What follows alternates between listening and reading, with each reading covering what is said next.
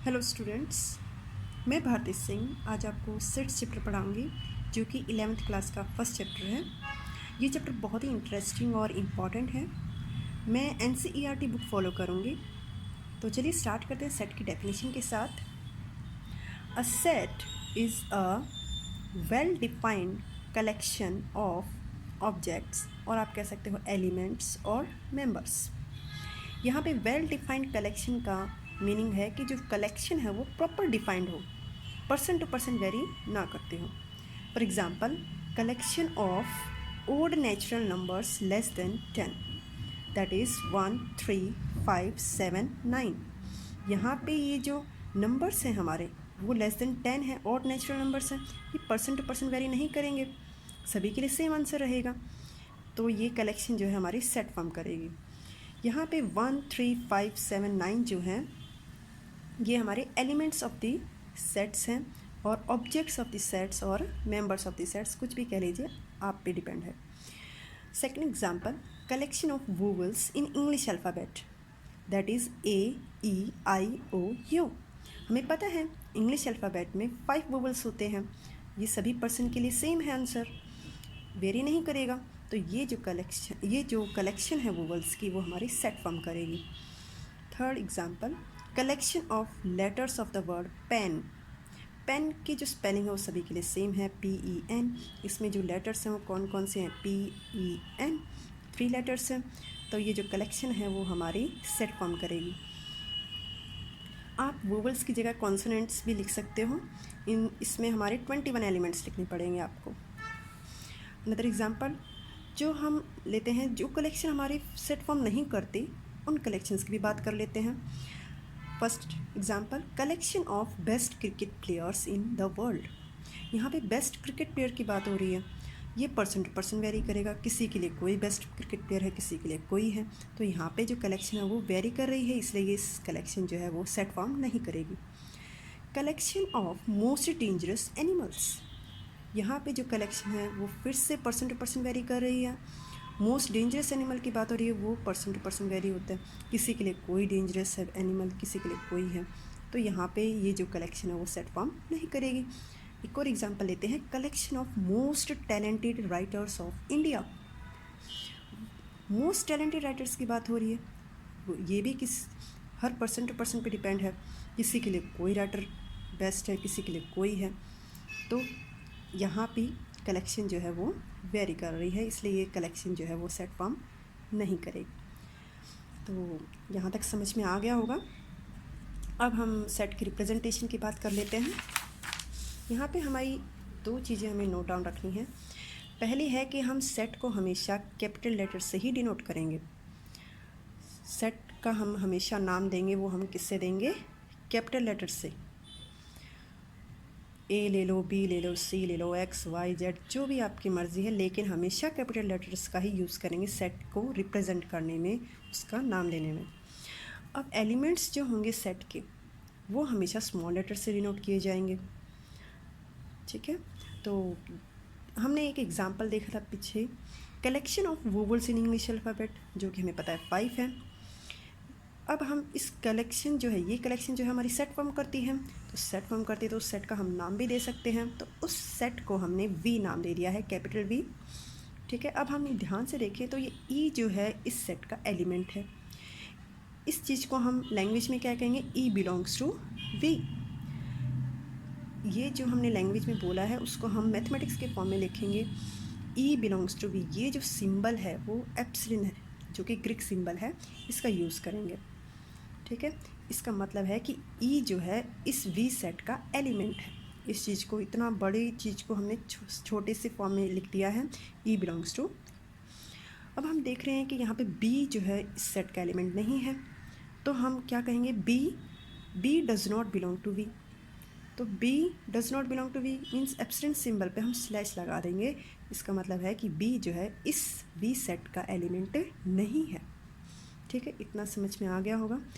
अब हम बात करते हैं कि वो 2 मेथड्स कौन से हैं जो सेट को रिप्रेजेंट करते हैं, तरीके कौन से हैं जिससे हम सेट को रिप्रेजेंट कर सकते हैं। पहला है रोस्टर और टेबलर फॉर्म, आप रोस्टर फॉर्म भी कह सकते हो और टेबलर फॉर्म भी कह सकते हो। सेकंड है सेट बिल्डर फॉर्म, तो चलिए इनको भी देख लेते हैं। रोस्टर फॉर्म में हम कैसे करते हैं। एग्जाम्पल हमने देखा था collection of odd natural numbers less than 10। अब जो हमने जो कलेक्शन ली थी उसको हम रजिस्टर फॉर्म में कैसे लिखेंगे। पहले तो हमें करली ब्रैकेट्स के अंदर हमें उन एलिमेंट्स को लिखना है 1 3 5 7 9, और इन एलिमेंट्स को सेपरेट करने के लिए हम कॉमा लगाएंगे। ठीक है, हमने ये जो ऑर्डर लिखा है वो फिक्स नहीं है कि यही लिखना है ऑर्डर, आप ऑर्डर चेंज भी कर सकते हो, आपके अकॉर्डिंग आप कोई भी ऑर्डर लिख सकते हो, लेकिन मेन हमें ध्यान रखना है कि जो एलिमेंट्स हैं वो सभी इसके अंदर लिखे जाएं, कोई मिस ना हो। ठीक है, second example collection of letters forming the word school. School हम वर्ड देखें तो इसमें 6 लेटर्स हैं, लेकिन हम रोस्टर फॉर्म में लिखेंगे तो हम क्या कहेंगे, करली ब्रैकेट्स के अंदर इन सब के लेटर्स को लिखेंगे, लेकिन हम उस एलिमेंट को जो 2 टाइम्स रिपीट हो रहा है उसको हम 1 टाइम ही लिखेंगे। ओ को जैसे हमने एस लिखा, सी लिखा, एच लिखा, लेकिन ओ 2 टाइम्स हो रहा था लेकिन हमने 1 टाइम ही लिखा। हम ऐसा आगे भी करेंगे, कोई भी एग्जाम्पल लेंगे तो भी इस तरह एल। वैसे तो 6 लेटर्स हैं लेकिन हम लिखेंगे 5। आप इस ऑर्डर को आप इस ऑर्डर के साथ भी लिख सकते हो, वो ऑर्डर आप पे डिपेंड है, ऑर्डर मैटर नहीं करता। इस ब्रैकेट करली ब्रैकेट में कोई भी ऑर्डर हो, लेकिन एलिमेंट सभी लिखे जाने चाहिए। जैसे कि और एग्जांपल दे सकती हूँ मैं आपको, जैसे कि मैथमेटिक्स में बात करती हूँ,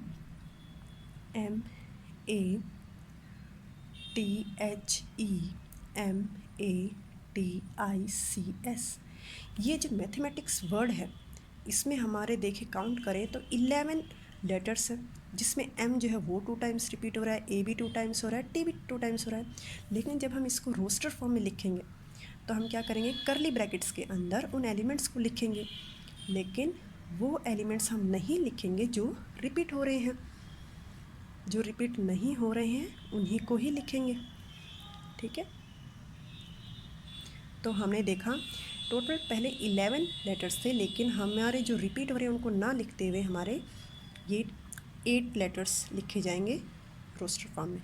ठीक है, आप और भी एग्जांपल देख सकते हो, बहुत सारे हैं। जैसे हम नंबर 7 है, 7 की स्पेलिंग SEVEN। यहाँ पे हमारे जो हैं 5 हैं, लेकिन हमारे 4 ही हम रोस्टर फॉर्म में लिखेंगे, जो कि E जो है वो 2 टाइम्स रिपीट हो रहा है, हम उसको एक ही टाइम लिखेंगे। ठीक है, तो ये हमारी रोस्टर फॉर्म की प्रॉपर्टी है। ठीक है, तो अब हम यहाँ तक देख लिया, हमें समझ में आ गया होगा। अब हम सेट बिल्डर फॉर्म की बात कर लेते हैं। सेट बिल्डर फॉर्म एग्जांपल लेते हैं, collection of vowels in English alphabet. हमने देखा था पहले, ये जो कलेक्शन है वो सेट बना रही थी। अब इस सेट को हम सेट बिल्डर फॉर्म में कैसे लिखेंगे। सबसे पहले तो इस कलेक्शन को जो है उसको सेट, जो कलेक्शन जो है वो सेट बना रही है, उस सेट का हम नाम देंगे। हम कोई भी नाम दे सकते हैं, हमने कैपिटल V दिया था, हम कैपिटल V अगेन ले लेते हैं। सेट बिल्डर फॉर्म में हम क्या करेंगे कि सेट का नाम देने के बाद करली ब्रैकेट्स के अंदर हम X जो है स्मॉल लेटर्स को हम यूज़ करेंगे, X देन कॉलन लगाएंगे, फिर उस X की प्रॉपर्टी लिखेंगे कि X है क्या। X क्या है हमारा, X is a vowel in English alphabet, ये इसकी प्रॉपर्टी है। ठीक है, तो इस प्रॉपर्टी को हम सेट बिल्डर फॉर्म में लिखते हैं। अनदर एग्जांपल, जैसे कि हमने एक सेट A नाम दे दिया है, कोई भी सेट है, पर वो सेट क्या है, X कॉलन लगाने के बाद X is a natural number, और एंड X जो है वो 3 और 10 के बीच में लाई कर रही है। ठीक है, तो ये जो है ये सेट बिल्डर फॉर्म है। मेन चीज़ यहाँ पे नोट डाउन करने की है। अब जैसे हमने ये जो एग्जांपल देखा, इसको हम पढ़ेंगे कैसे, तो हम क्या पढ़ेंगे, यहाँ पे ये जो करली ब्रैकेट है, ये जो ब्रैकेट है ये क्या डिनोट करता है, द सेट ऑफ ऑल। ये जो सेंटेंस है द सेट ऑफ ऑल जो है वो ये करली ब्रैकेट डिनोट करता है। ठीक है, the set of all x, हम एक्स की बात कर रहे हैं, set of all x such that, ये जो कॉलन है वो सच दैट को रिप्रेजेंट करता है। ठीक है, सच दैट, आगे जो प्रॉपर्टी है उसकी, x is a natural number, and क्या चीज़ है कि एक्स जो वो 3 और 10 के बीच में लाई कर रही है, and lies between 3 and 10, x जो है वो लाई करना चाहिए 3 और 10 के बीच में। ठीक है, तो ये हमने प्रॉपर्टीज़ में लिख दी है। तो सेट बिल्डर फॉर्म में इस तरह लिखा जाता है। तो यहाँ पे सेट बिल्डर फॉर्म में क्या हमने 2 मेथड्स अभी डिस्कस किए हैं, रोस्टर फॉर्म और set builder form. I hope आपको क्लियर हो गया होगा ये टॉपिक। अब हम कुछ स्टैंडर्ड नोटेशन ऑफ सेट्स की बात करेंगे। मीन्स कुछ सेट्स ऐसे हैं जिनका स्टैंडर्ड नेम हमें दिया गया है, जैसे कि सेट ऑफ नेचुरल नंबर्स, हम उसको हमेशा कैपिटल एन से ही डिनोट करेंगे। सेट ऑफ नेचुरल नंबर्स, उस सेट में कैसे एलिमेंट्स रहेंगे, नेचुरल नंबर्स रहेंगे। हमें पता है नेचुरल नंबर्स जिनकी काउंटिंग 1 से स्टार्ट होती है, 1 2 3 4 आपको इनफाइनाइट तक चलते हैं। इसी तरह सेट ऑफ इंटीजर्स को हम हमेशा कैपिटल जेड से डिनोट करेंगे। इसके अंदर एलिमेंट्स जो हैं जैसे कि 0 1 2 3 4 -1 -2 मीन्स उन नंबर का नेगेटिव भी रहेगा। ठीक है। सेट ऑफ रैशनल नंबर्स जिसको हम हमेशा कैपिटल क्यू से डिनोट करेंगे, उसमें जो नंबर्स रहेंगे 0 1/2 1 5/6 2 उनके नेगेटिव्स भी रहेंगे, -1/2 -1 -5/6 अप टू इन्फिनिटी तक चलेंगे ये भी। ठीक है। सेट ऑफ रियल नंबर्स में हमारे रैशनल और इरेशनल नंबर्स दोनों ही आते हैं। ठीक है, जैसे कि 0 रैशनल नंबर है, ये भी इसमें आता है, 1/2 रैशनल नंबर है, √2 इरेशनल नंबर है। ठीक है, तो इसके पॉजिटिव नंबर्स आ रहे हैं तो उसके नेगेटिव नंबर्स भी सेट ऑफ रियल नंबर्स में आते हैं। सेट ऑफ पॉजिटिव इंटीजर्स जिसको हम z प्लस से हम डिनोट करेंगे, z पॉजिटिव जिसको बोलते हैं। सेट ऑफ पॉजिटिव इंटीजर्स कौन से रहेंगे, वो इंटीजर्स जो ग्रेटर देन 0 रहेंगे। Greater than 0 means 1 2 3 up to infinite तक चलेंगे। इसी तरह set of positive rational numbers means greater than 0 जो रहेंगे rational numbers. Set of positive real numbers जिसको हम r पॉजिटिव से डिनोट कर रहे हैं, मीन्स जो 0 से ग्रेटर रियल नंबर्स रहेंगे वो उस सेट में आएंगे। तो ये कुछ स्टैंडर्ड नोटेशंस हैं सेट्स की जो हमेशा आपको याद रखनी है। अब मैं डाउट क्लियर करना चाहती हूँ बच्चों का, जो रैशनल और इरेशनल नंबर्स में रहता है। काफ़ी स्टूडेंट्स को रैशनल इरेशनल नंबर में डाउट रहता है, तो मैं डिस्कस कर लेती हूँ। रैशनल नंबर्स क्या होते हैं?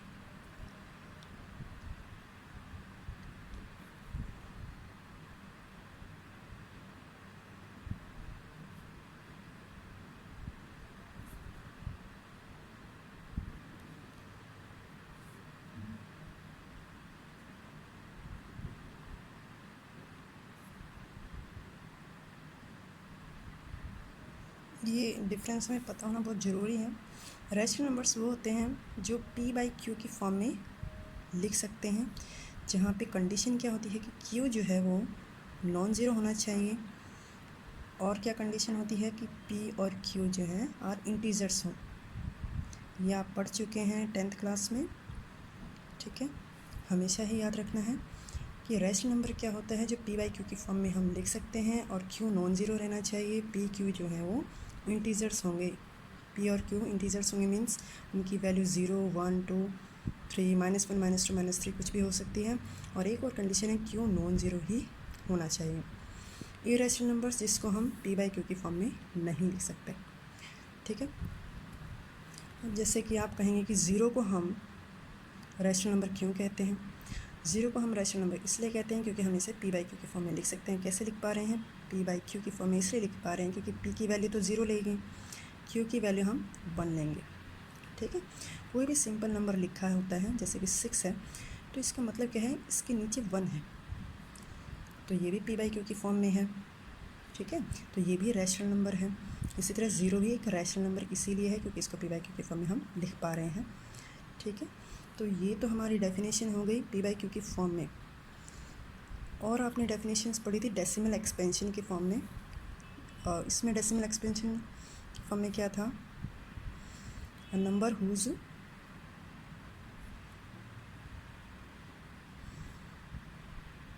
Decimal expansion is terminating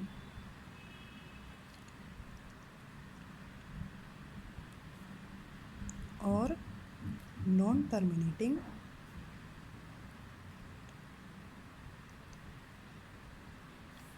repeating, ठीक है। जिसकी डेसिमल एक्सपेंशन टर्मिनेट्स करती हो और जिसकी डेसिमल एक्सपेंशन अगर वो टर्मिनेट नहीं करती तो वो रिपीट करती हो। जैसे कि एग्जांपल लेना चाहूँगी, फॉर एग्ज़ाम्पल जैसे कि 1/2 है।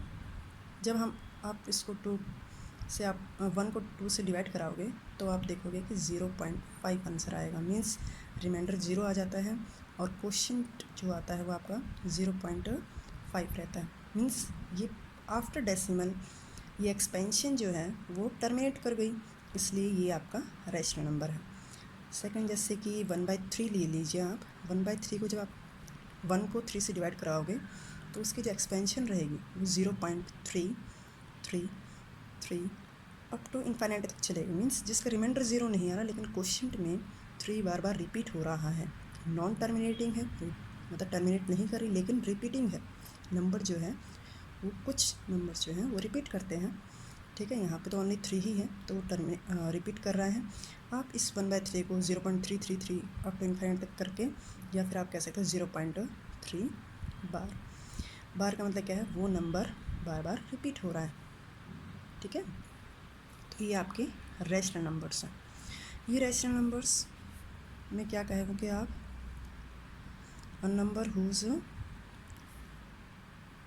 Decimal expansion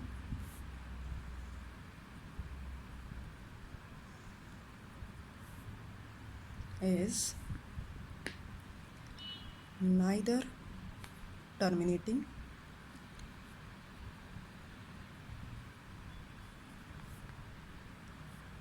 nor repeating।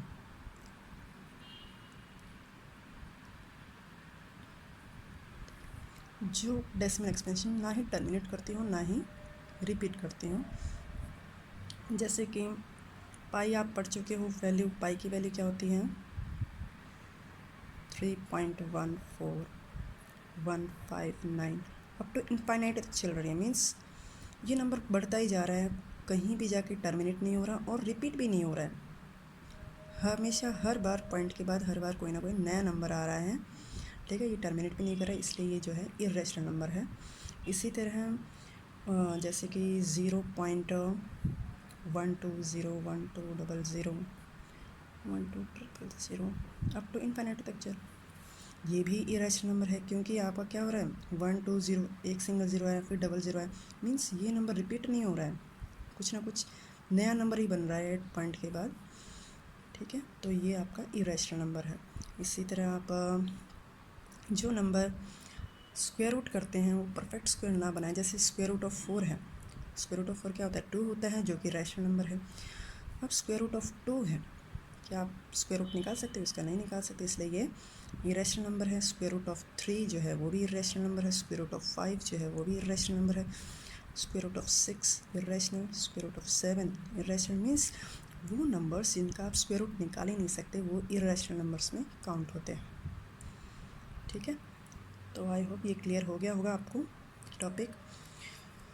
तो यहाँ तक ही है आज का टॉपिक। अब हम नेक्स्ट क्लास में चैप्टर 1 के जो एग्जाम्पल्स रहेंगे वो डिस्कस करेंगे। आई होप आपका टॉपिक क्लियर हो गया होगा अब तक जो पढ़ाया है। तो नेक्स्ट क्लास में मिलते हैं, तब तक के लिए अगर आपको ये वीडियो पसंद आती है तो लाइक कीजिए और अपने फ्रेंड्स के साथ शेयर कीजिए। Take care, bye, thank you.